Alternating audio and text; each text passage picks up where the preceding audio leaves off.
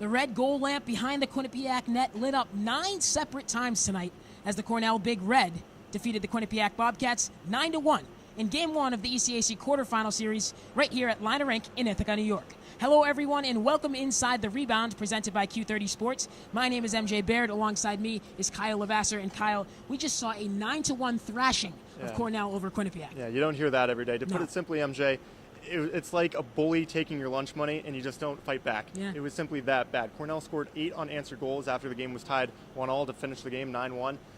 Quinnipiac just didn't respond. No. And this whole year, the question has been, how do they respond to adversity? You saw it plainly tonight. They didn't. They didn't fight back. They couldn't generate any offense, clearly. And they're lucky that it's a 3-game series and they have a chance to still advance. You know, it's shocking after a 9-1 loss that they still have a chance to advance to Lake Placid for the ECAC Hockey semifinals. But here they are. You know, tomorrow could be a completely different game. They could squeak out a goal, and you know what? It doesn't matter that they lost by 8 goals. The series could still be tied 1-1. Sometimes all it takes is 24 hours to make the difference. But I did want to ask Grant Pecknold after the game about, a term he used earlier in the year. He said his team was fragile. Pecknold, none of the coaches and none of the players were available for comment after this game today, so I didn't get a chance to ask him, but I saw fragility out there. Did you? I completely agree. Yeah. And on the opposite side, Cornell was tough to play against. Yeah. You look at block shots, and this has been such an important part to Quinnipiac's culture. Brendan Smith for Cornell had 9 blocked shots on the day. If he had one more, that would have tied Quinnipiac's total for their team in blocked shots. Wow. And it's tough in less than 24 hours to completely turn around a 9-1 loss into hopefully a win for the Bobcats. For me, though, they're going to have to take advantage on when they're on the man advantage. Yeah. They were, although they did score a power play goal in the first period today, 1 for 5, and those numbers, 20% for the power play. Okay, that might be okay. Yep. But they only had 2 shots, on 5 opportunities, 3 different power plays. They couldn't enter the zone. They couldn't get crisp passes.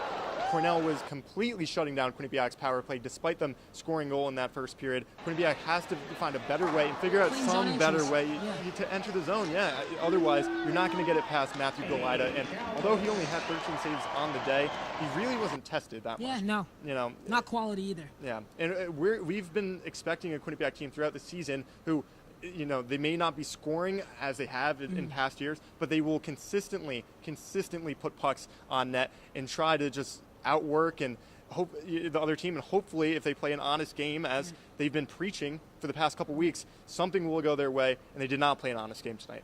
And the Bobcats, you mentioned before, were struggling to enter the zone on the power play, but also, too, once they did get into the zone, we heard this earlier in the week from the players, Cornell's a team that likes to block shots. They play a lot like Quinnipiac does, buying into an identity, and when you buy into that identity, being successful. And that's what Mitch Vanderlyn said after the game. He said, I asked him if it was, not giving up on the offensive end of the puck, if you will. Not necessarily running up the score, but not giving up. And he's like, we weren't going to let up. We were going to stick to what makes us a good hockey team. And look, we put up 9 goals. And so offensive woes continue. And then you look at defensively, it was just bad. I mean, you can put a lot of the blame, I guess, on the goaltenders. You should never allow 9 goals. But the defense didn't make it easy for them. I mean, it didn't matter. They made it real hard.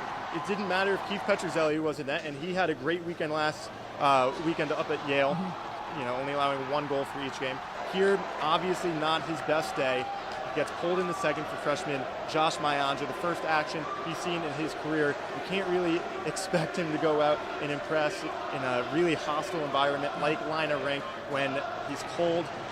Cornell already has the game in the bag. You can't really expect him to do too much. So whether you look at it offensively, defensively, it was not Quinnipiac's night. You mentioned how Petruzzelli got pulled, but the turning point in the game kind of goes back to Petruzzelli. It was 1-1 for about 15 or 16 minutes in this game, and then at the end of the first period, Petruzzelli goes out to play the puck, it hops over his stick, and Cornell has an open net goal. MJ, he just didn't seem mentally tough after he let up that goal. His body language showed it. The goal that he let up just a minute later showed it.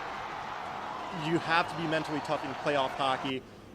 Especially on the road. It's tough as a freshman, but the standard that he set last weekend, he's shown that he can play at a high level, and he just did not show it tonight after, a fluke puck just hops over his stick.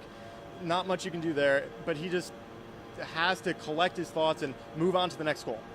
This isn't the first time Quinnipiac and Cornell have seen each other in the postseason. 2 years ago, Cornell was the lower seed, came up to Hamden and played the Bobcats. They lost in 3 games to Quinnipiac, who eventually advanced to Lake Placid. But back in 2013, a bit of a similar game to this one. Not exactly the same, but Cornell wins game 1 of the series 3-2. Game 2, Quinnipiac drops 10 goals on Cornell, 10-0 shutout. The Bobcats would go on to win game 3 as well. So maybe this has similarities in terms of either team not necessarily running up the score, but not letting up offensively. I mean, it's tough to turn around a 9-1 loss in less than 24 hours. But if this team comes out like they did against Clarkson just about a month ago, when Clarkson was number 3 in the country, they're facing the number 2 team in the country here at Line of Rink.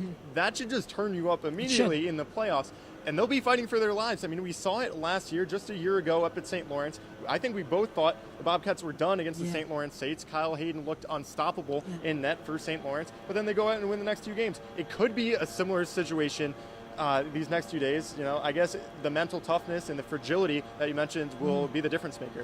Of course, now Quinnipiac in a do-or-die situation, win or go home for the next 2 games, if they even get to see 2 more for the rest of this season. That is all we have tonight for The Rebound, presented by Q30 Sports. You can check out all our content on social media at Q30 Sports, as well as on our website, Q30TV.com. For Kyle Levasseur, I'm MJ Baird. We'll see you tomorrow night, 7 p.m., right here at Line of Rink.